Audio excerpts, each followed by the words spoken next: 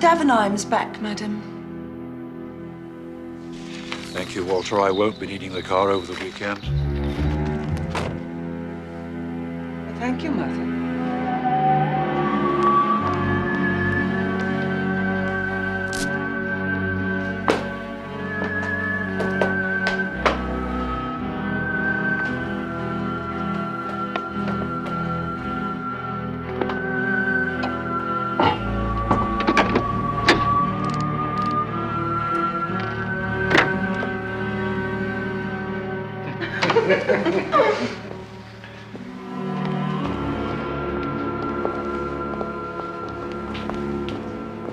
You look tired.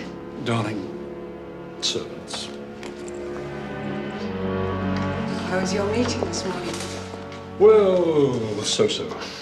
They must refer back to Wall Street, so it'll be a few days yet. Oh, by the way, Lowen rang. He said he would be catching the earlier train, after all. Oh.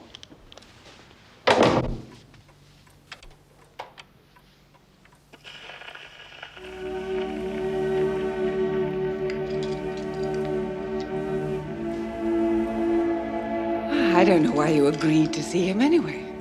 You keep saying how much you detest the man. It wasn't quite that easy. He's a shark and he's very slippery. He's angling for a directorship at the bank. Has been for months now. But you'd sooner die. Gerald Lowen, a seat on your own bank.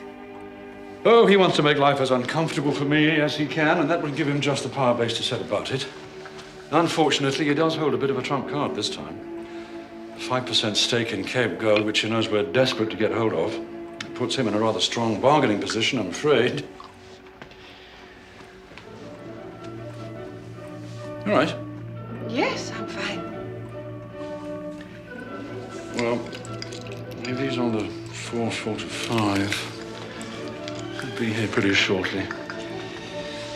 I really ought to go through one or two of these papers before he gets here.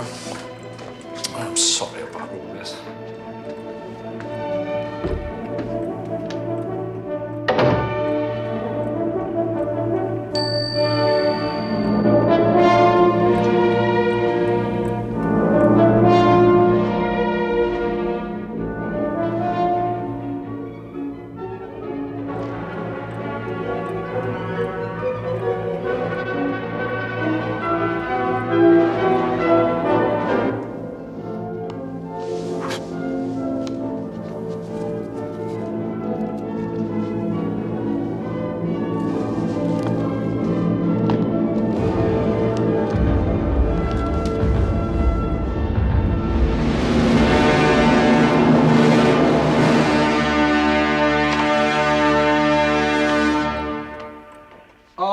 look, I just want to catch the last post. I think I'll take a wander into the village. Loan will just be getting in. I can meet him off the train. Right. Anyway, spot of fresh air will do me good.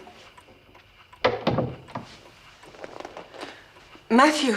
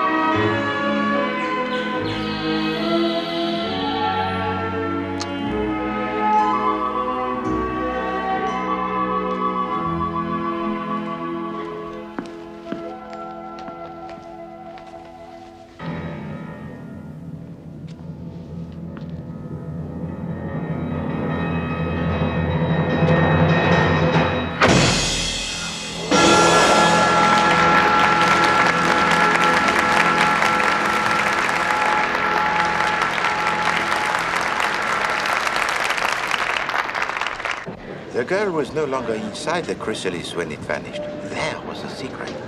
It baffled even Poirot for a full 10 seconds. The key, of course, lies in the costume of the girl. Inside, there is sewn a network of very fine steel wires. Well, the human beings are made of flesh and blood, no? To make them vanish into the air? C'est impossible. You think so? I take it you haven't heard, then, about the strange business of Mr. Matthew Davenheim.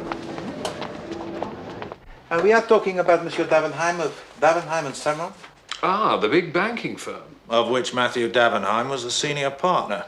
And a very wealthy man, too, if his house is anything to go by. Incidentally, my dear Chief Inspector, you will have a little something to warm you before you leave. Well, seeing as I'm not on duty. Yes, it's a rare old puzzle, all told. Friday afternoon, he told his wife he was off to the village to post some letters. Walks out the front gate, hasn't been seen or heard of since.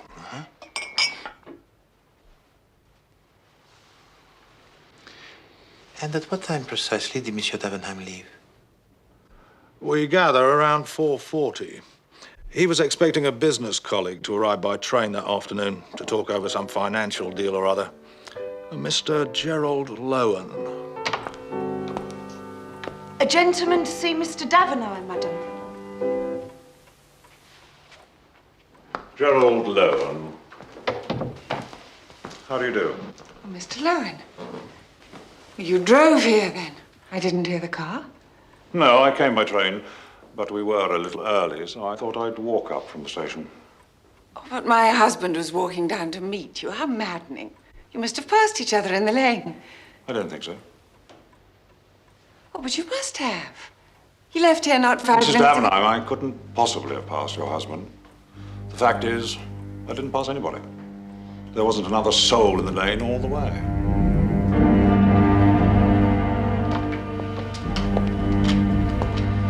Please make yourself comfortable in here. I'm sure he won't be very long. Good. Mrs. Davenheim showed Lowen into her husband's study, and there he waited. And waited. And waited. Well, over an hour goes by. Still, Davenheim doesn't return.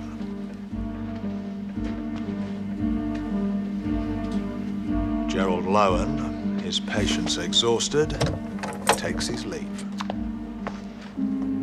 This is the way your husband treats important business clients, is it? But I'm quite at a loss. I'm so sorry. Yes. I'm very sorry too, Mrs. Davenheim. Very sorry indeed.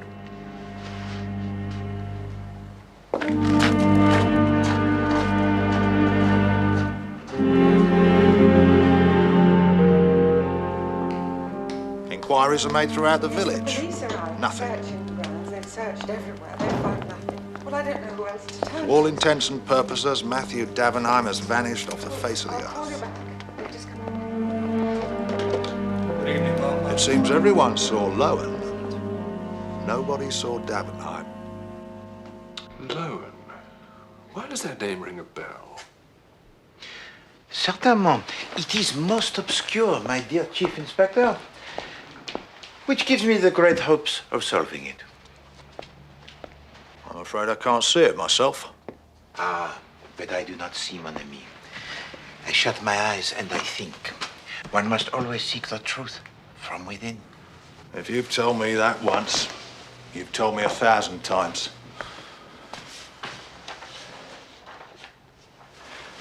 All right then, Poirot. Here's a challenge for you. A fiver of my money that says you can't solve this little mystery without leaving the house. We'll give you 7 days.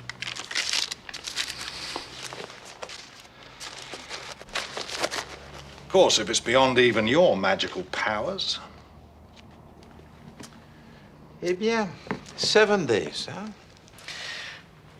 Well, provided the facts are placed before me and that you will allow Hastings here to furnish me with such information as I require, the solution it becomes inevitable.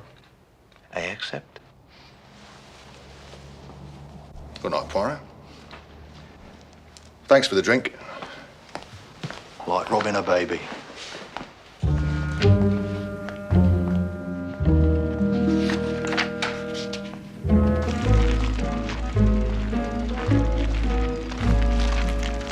Now that's a way to walk to the village, sir. About 5 minutes on foot. During which time he must have passed Lowen coming from the station. Can I just ask, what's down there?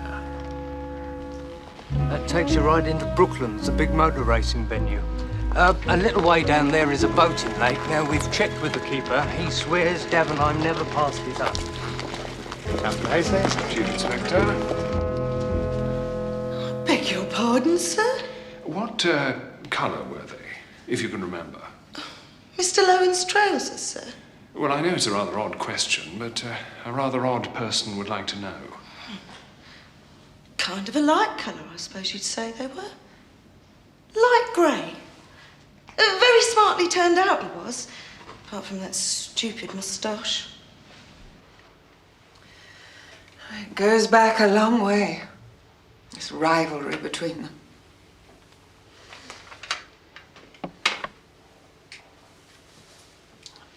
Lowen lost out to my husband in a big deal over some shipping company shares. Poor man was nearly wiped out. That was a few years ago now, but he's never stopped hounding Matthew ever since. I believe he came here to barter some South African stock or something in exchange for a position on the bank. Did a lot of business in South Africa, did he, your husband? He was over in Johannesburg all last winter. Must have been 3 months. He brought me back the most wonderful diamond earrings. He always brought me back jewelry of one kind or another, whenever he went away.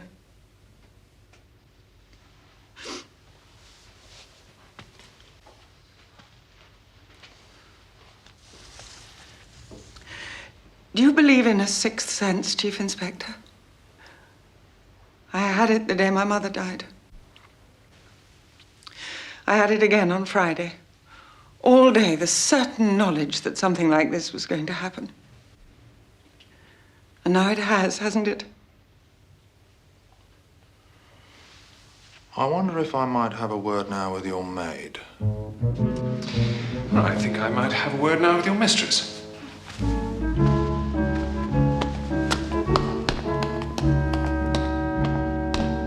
Chief Inspector. Captain Hastings.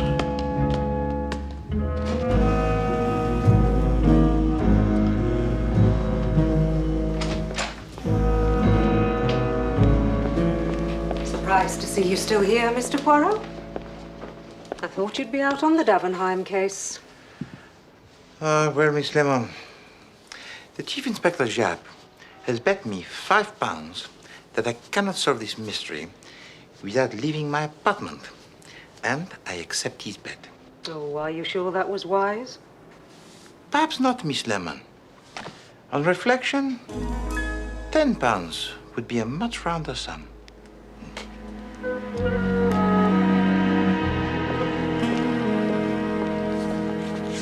I just told all I know to that police inspector. I ain't got time to tell that all again. No, quite. I can see you're a very busy man, Mr. Merritt. Boatman's work's never done. Yes. On Friday afternoon, Mr. Merritt. I remember it all plain enough. Friday afternoon's one of my busiest times. I remember looking at my watch that said 4:55. A couple of vagrants come by, then this girl on a bike. One of them was blind. Ugly-looking pair, all told. Looked as if they'd been drinking. That were all that afternoon. There weren't no one else come by. I'd remember, wouldn't I? Yes. Well, I'd better be getting along. Wouldn't want to keep you from all your work, Mr. Merritt. Don't you worry about that. As soon as that paint's dry on that bench, I'll be right up and giving that a second coat.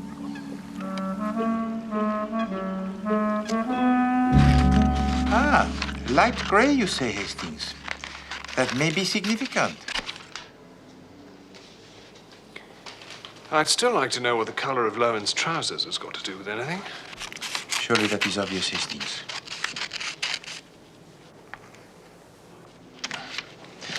Monsieur Lowen says that he did not pass Monsieur Davenheim in the lane, right? Now, is he lying, Hastings? Or did he in fact kill Monsieur Davenheim? A messy scuffle in a country road, the disposal of a body in a muddy field, and still he manages to turn up at the house minutes later, so immaculately dressed. Ah. Seemed rather trivial. No, Hastings. Nothing is trivial in the matter of murder. I commend also for your attention the fact that before he leaves the room, Monsieur Davenheim puts onto the gramophone a record of the 1812 overture. Well, that was highly significant too, was it? Well, we may as yet be on the wrong track, but at least it is suggestive. Track? That was it. Gerald Lowen. Comment? Gerald Lowen. Races a couple of Bugattis. Just beginning to make a name for himself on the circuits. I bet it's the same chap. Ah, the racing of the cars, eh? Round and around in the circles. Never will I understand the passion for such a pointless pastime. Oh, you've got to experience it, Poirot. The sheer exhilaration, flying round by the seat of your pants. Yes, well, Hastings, perhaps you should try cleaning them first.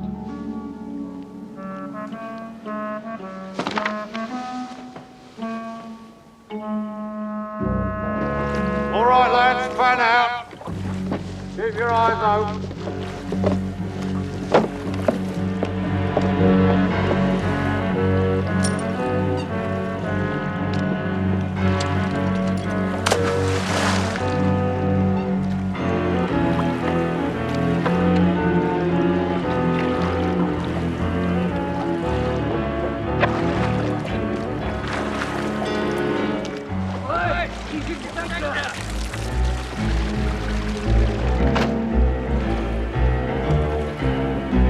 Bring it in.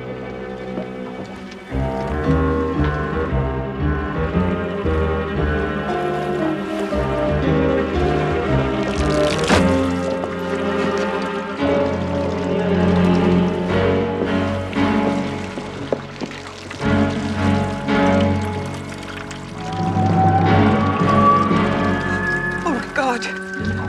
It's my husband's.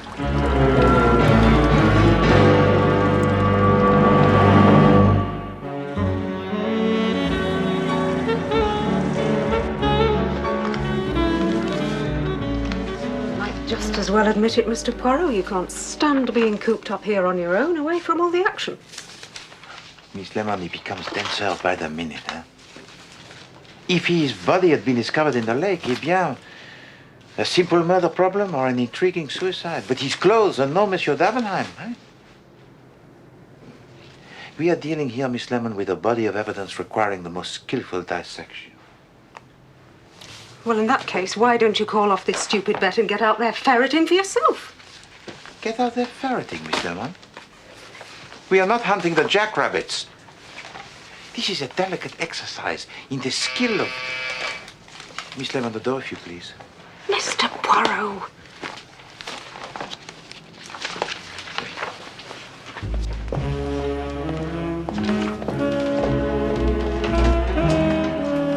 Morning, sir. I've got a parrot with Mr. Poirot. No. Poirot. It is pronounced Poirot. I beg your pardon, Governor. I've got a Poirot with Mr. Poirot.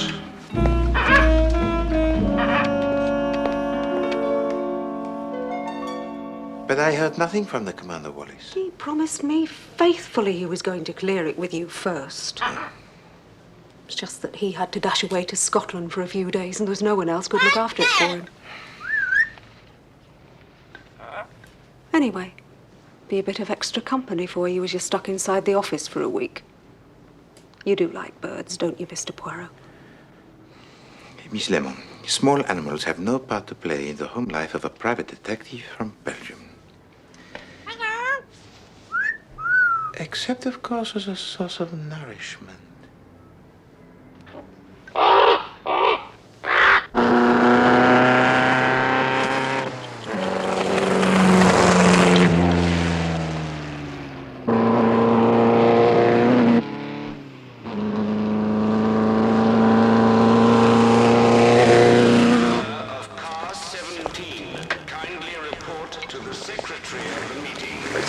I'm looking for a Mr. Gerald Lowen.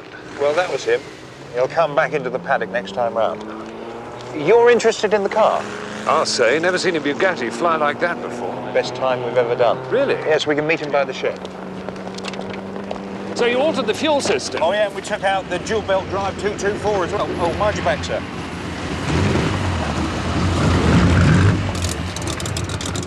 So you raised the compression ratio? Oh, yes, and uprated the supercharger, sir. Brilliant. Bet you get a fantastic HP for your rev rate.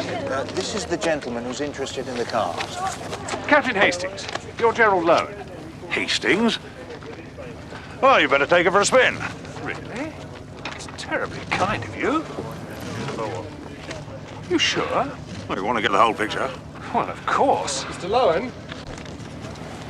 Competitors are reminded that to assist the timekeepers, correct numbers are to be displayed during practice.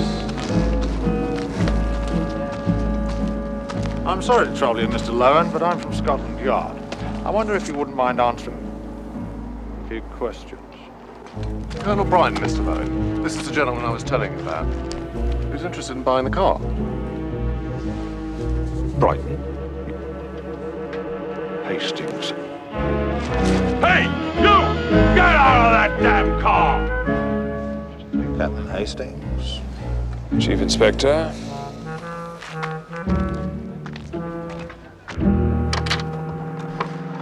I think the police have had quite enough of my time, Chief Inspector. Just one moment, please, Mr. Lowen. How many more times do you want me to tell you? I didn't pass Davenheim in that lane. Perhaps he fell down a rabbit hole. And good riddance. I gather he'd given you a bit of a hiding on the markets once or twice, Mr. Lowen. Scored a few major coups at your personal expense. Davenheim's wealth was accumulated at many people's expense. I don't imagine I'm the only financier in the city who bore him a grudge. Well, you know what it's like. Oh? What is it like, Mr. Lowen? Dog eat dog in the city? High-powered money men going for each other's throats?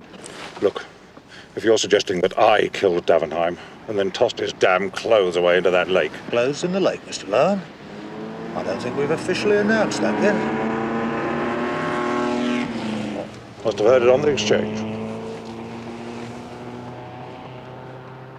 Good God, you don't think you can keep a thing like that secret, surely?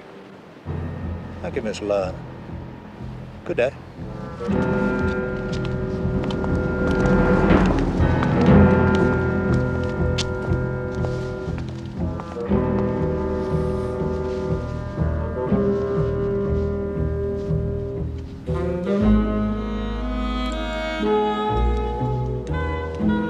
sounds quite unbearably vain, this man Hastings. How did he know about the clothes in the lake? In the city, they would know what we'd have for breakfast if it was important to the share prices. Where does that leave us, then? You think Davenheim's been kidnapped? Where is the ransom note? Or the demand? A murder, then? Where is the corpse? And what sort of murder is it? Where the killer removes the clothes of his victim and throws them into the lake. Well, those two vagrants could have attacked him, robbed him of his clothes, then, panicking in case the clothes identified them as the man's killer, tossed them into the water and made a run for it. Well, the boatman said he saw nothing. Then he spends most of his time asleep anyway. Bravo, Hastings. You begin to use your little gray cells, huh? Of course, your reasoning is fallacious in every respect. Your common sneak thieves are very rarely the murderers, Hastings. And unless also he is a member of the Magic Circle and has constructed the secret trapdoor somewhere in the lane, how has he made the body disappear?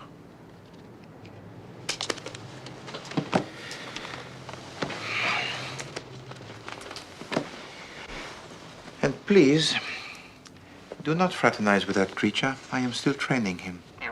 It's only a parrot. I was talking to the parrot.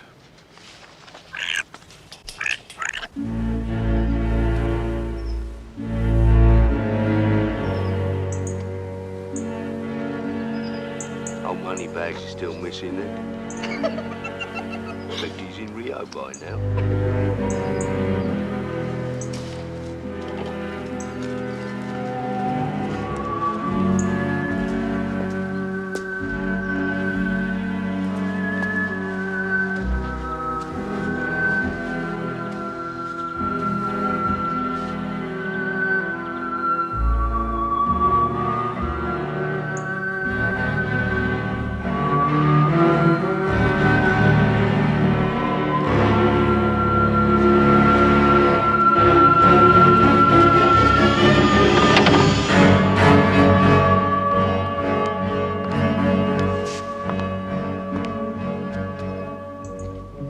You are certain that the lock, it had been forced?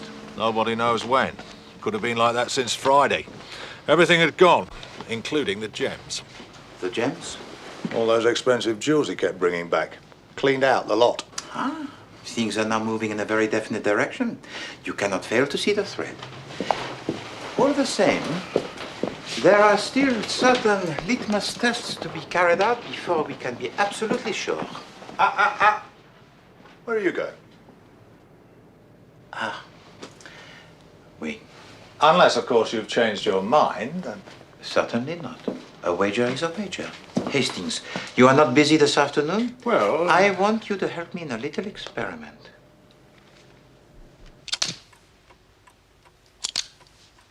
But I don't know why we're all standing around here talking while he's out there going scot-free. Well, we have questioned Mr. Lowe and Madam, but at the moment we don't actually have any... Would you mind awfully if I went to get a glass of water? Oh, please, let... No, I'll go myself. Well, the man was determined to ruin my husband, we know that. And he was on his own, right there in the study for well over an hour. We don't know for sure it was broken into on Friday afternoon. I locked it up myself, Chief Inspector, just as Matthew was returning home. We couldn't have been burgled since then. Why haven't any of the doors or windows been forced open? It can only have been done by someone who's inside the house. It can only have been done by Gerald Lowe.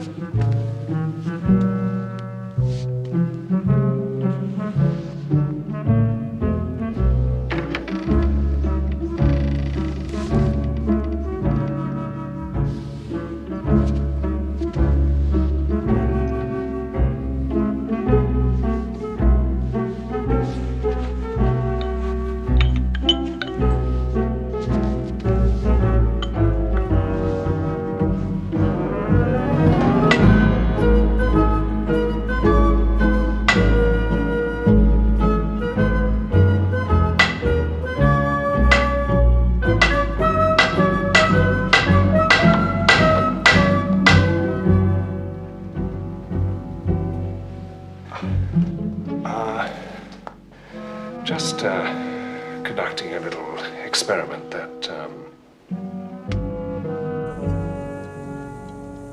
It's a wonder Jap didn't lock me up for breaking and entering. But Hastings, you performed magnificently. Well, I don't see what it proves. Except that you need a strong hand to get that thing open. Lowen isn't exactly a weakling. Ah, our old friend, Monsieur Lowen, huh? He has suffered so badly at the hands of Monsieur Davenheim that he vows to exact his revenge on the demon banker. So first he kills his adversary, and then he turns up at the house in order to ransack the safe and make off with the family jewels, huh? Well, it's the only explanation that fits. Like the round hole into the square peg. The opening of the safe door, Hastings. How did he force open such a lock without being overheard? As you yourself so expertly demonstrated, it is quite impossible. Well, you've only got 3 days to go. This is quite tasty. See, the recipe of my own, Hastings. Oh, yeah. Nut husks, birdseed, and the ground cuttlefish. What do you think, then? Is Davenheim dead, or what? I think, Hastings, that there is much more to the disappearance of Monsieur Davenheim than at first appears. But you tell me, mon ami, you are my eyes and ears. What is our next move?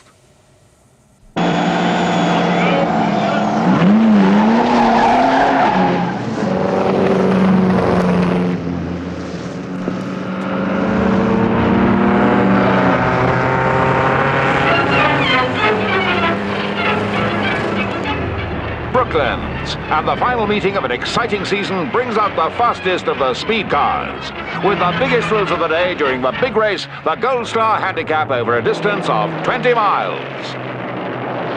A keen crowd of enthusiastic spectators takes advantage of the unusually mild autumn weather to rally at the famous track. The drivers go round and round and come out here, or at least this one does. Rapid speed the crowd have come to see, and General Lowen, number 3, obliges.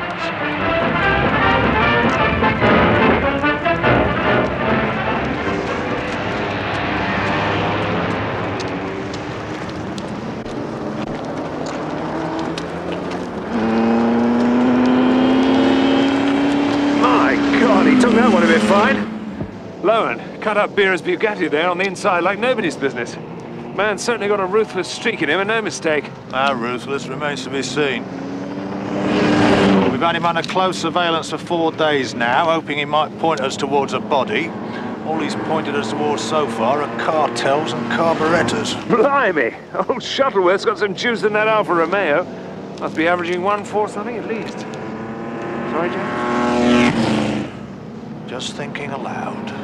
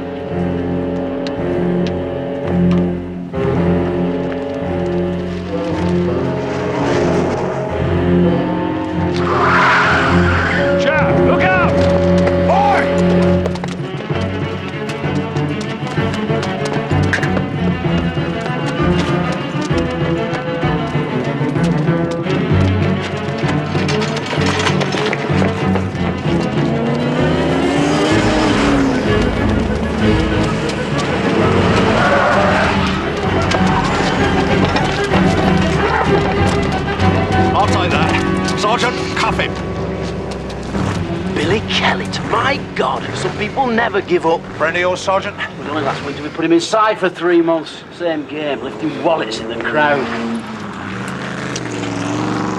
Looks like mine was the first of the day.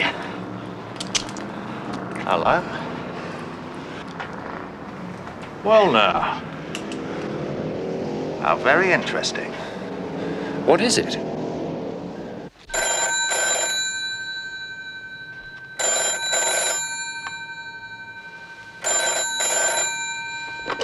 Hello?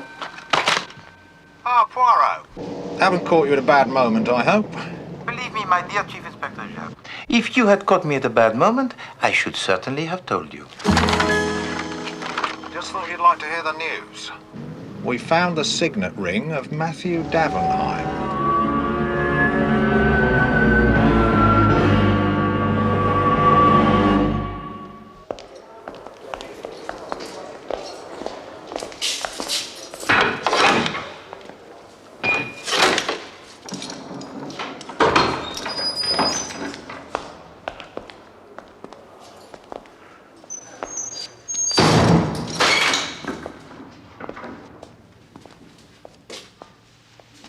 What's the matter then, Kellett?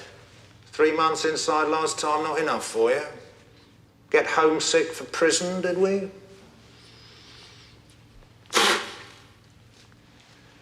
See the charming house guests we get in here? They never learn, of course, his type. Must have an appetite for prison food.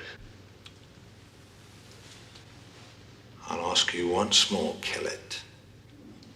Where did you get this ring? The wrong answer, and your next port of call could be the gallows, laddie.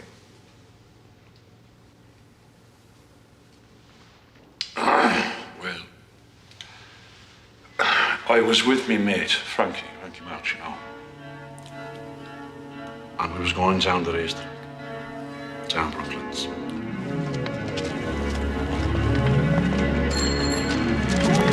Hey, you want to be careful on that bike, miss? I come back on my own about 7 o'clock. I did a little bit of a drink, you know. So I sits down by the side of the road for a little rest. And I was just about dozing off when I heard this sound of something dropping into the leaves by the side.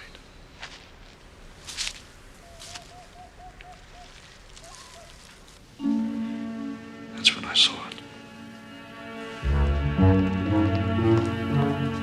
So this is his story? Word for word. Someone had thrown the ring over the hedge. I looks up and sees this geezer walking away. Knobby gent with a light grey suit and a Ponzi moustache.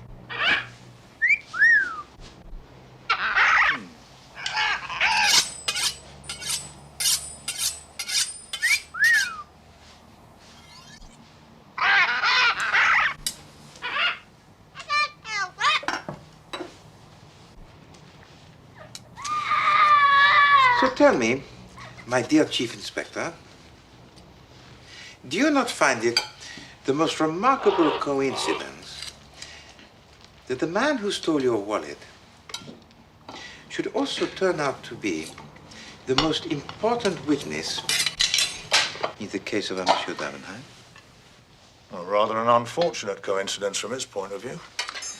Yes, but sometimes the most simple coincidence is not all that she appears. You do follow my train of reasoning? No. Good. And since there is at stake £5, you would not wish me to elaborate further. And of course, he denies all knowledge.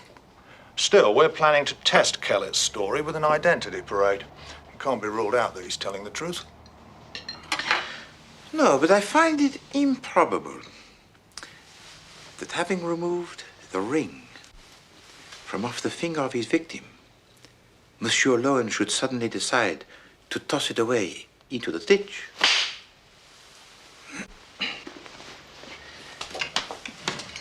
Of course, One has to ask, though, why bother to remove the ring at all? Valuable piece of merchandise. Well, not easy to pawn, though, surely. Far too easy to recognize. Well, that's probably why he took it off. What is it, Poirot? Don't tell me you've sorted it all out. Perhaps. But first, I will need the answer to 2 questions. What was in the bathroom cabinet of Monsieur Davenheim on the day that he disappeared? And did he and his wife sleep together or in their separate bedchambers?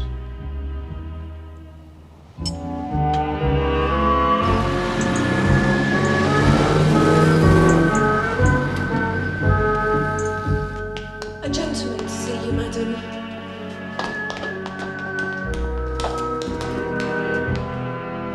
I'm most dreadfully sorry to trouble you again, Mrs. Davenheim. Yes, Captain Hastings. Fog, Mr. Poirot.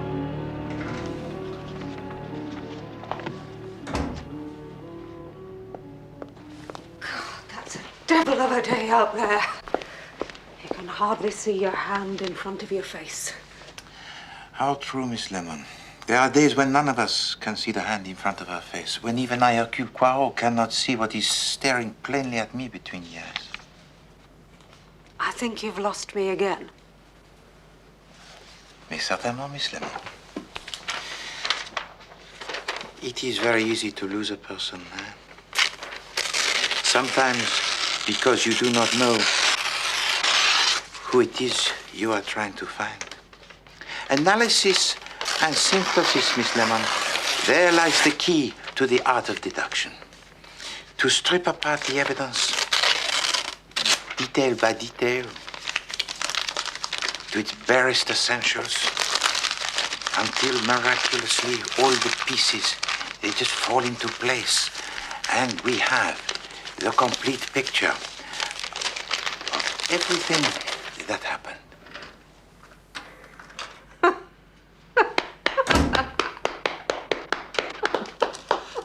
Hastings, what news do you have for me? The mystery it is solved, yes? You know, Poirot, I sometimes wonder if you don't set me these little tasks just to find out how much embarrassment I can take in any one day. The facts, Hastings. This is of critical importance. Charlotte and Matthew Davenheim have occupied separate bedrooms since the spring. Ah, and it is now the middle of October. Bon. And the bathroom cabinet? You sure you want to hear all this? Hastings, do you think I play the games? 2 toothbrushes, 1 hairbrush, 1 pot of skin cream, 1 bottle of liver pills, 1 tube of toothpaste, 1 shaving brush, 1 packet of razor blades, 1 bottle of sleeping pills, 1 nasal spray, 1 bottle of eye drops. Thank you, Hastings. I have heard enough. There's another 2 pages. Yes, the evidence, it is complete. Now, Hastings, Miss Lemon, I trust you have no monies deposited in the bank of Davenheim and Salmon? None. No, nor me. Why? Because I should advise you to withdraw it all, mon ami, before it is too late. You think there's trouble looming? I expect a big crash within the next few days, Miss Lemon, perhaps sooner. So, if you please, a note to the Chief Inspector. Chap, advise you to withdraw any monies deposited with the firm in question. Still, he will not comprehend. I'm not sure I comprehend. Hastings, as I told you at the start, once all the facts were placed before me, the solution, it becomes inevitable. All right. How did you know? Or are you going to tell me it was all done with mirrors? You will permit me, my dear Chief Inspector, 1 moment longer of the suspense. I have, as I promised, solved this mystery without leaving my apartment. Well, so you say, but I'm still pretty much in the dark. Very well. I will simply draw your attention to 3 details which, taken together, are really quite conclusive. 1. What is significant about the period of time that Monsieur Davenheim spent during the winter in Johannesburg? 2. Why had he and his wife not been sleeping together in the same bedchamber from that moment on? And 3. What was in the bathroom cabinet belonging to Monsieur Davenheim which should never have been there? I give up. I give up. I give up. I give up. Chief Inspector, this afternoon you are staging the identity parade for the scoundrel Kellett to point out Monsieur Lowen. I think you will find the results really, yes, quite surprising. You will not object if I leave the confines of my apartment to witness the conclusion of our wager. All right, Sergeant.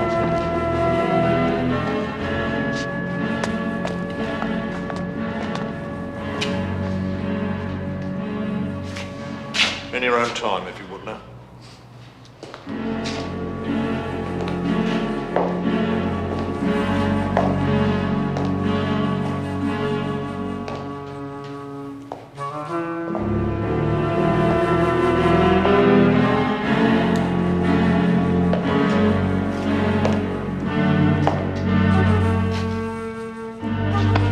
This is him. He threw the ring into the ditch. You filthy little liar! You killed Davenheim! I know you're gonna say it all! You grubby, filthy little chick! Take it away!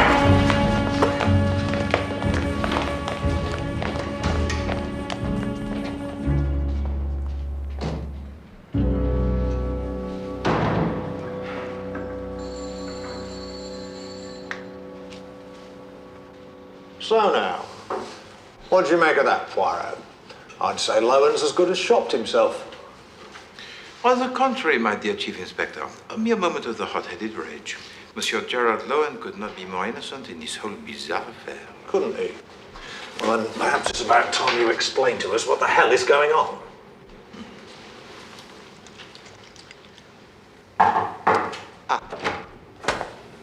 Mrs. Charlotte Davenheim, sir. Monsieur Poirot, Madame? I came as soon as I could. Oh, what is it? If you found anything out, then for God's sake, please. Oh.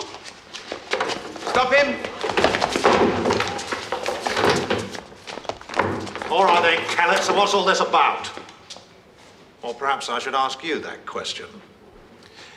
Mais certainement, my dear Chief Inspector. I think that this charade has gone on quite long enough. Has it not? Gentlemen, may I present to you the missing merchant banker, Matthew Davenheim. Damn you. You Belgian. Take him to the steps.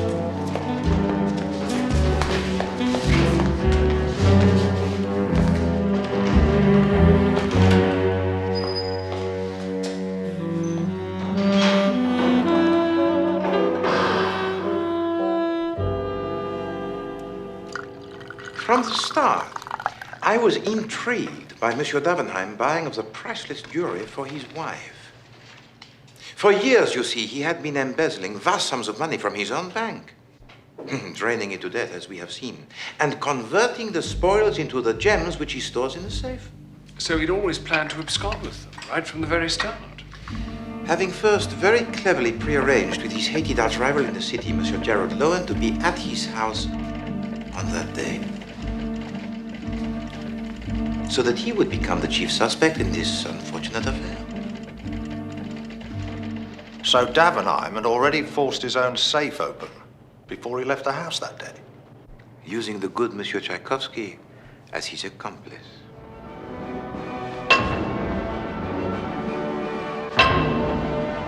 Cunningly, he uses the cannon fire in the music to mask any sound that would have alerted his wife. Having made it look as if the safe has been broken into, he steals his own money and jewels.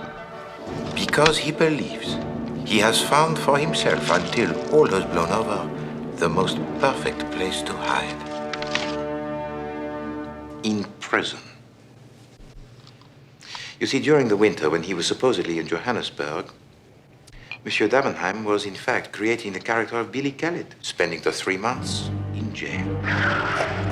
He returns to the racetrack to steal the wallet, knowing he will be caught and put once again behind bars.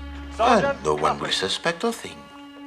Of course, he always meant for you to find in his pocket the ring, so he could use it to further incriminate Monsieur Gerald Lowen. And the contents of the bathroom cabinet? The razor blades, Hastings.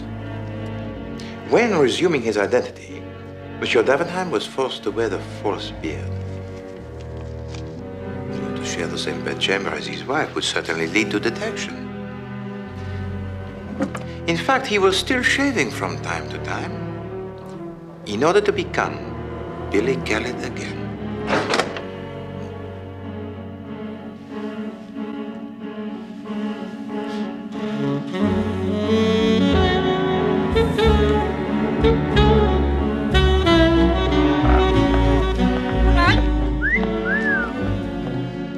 Just so no no one can say I'm not a man to honour my word.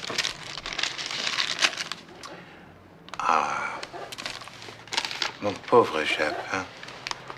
It's like robbing a baby. Robbing a baby? However, it is small remuneration for the 7 days enforced confinement to my own home, having to listen to the non-stop demented squawks and the screechings. Mais, madame et monsieur, I want you to observe something very closely.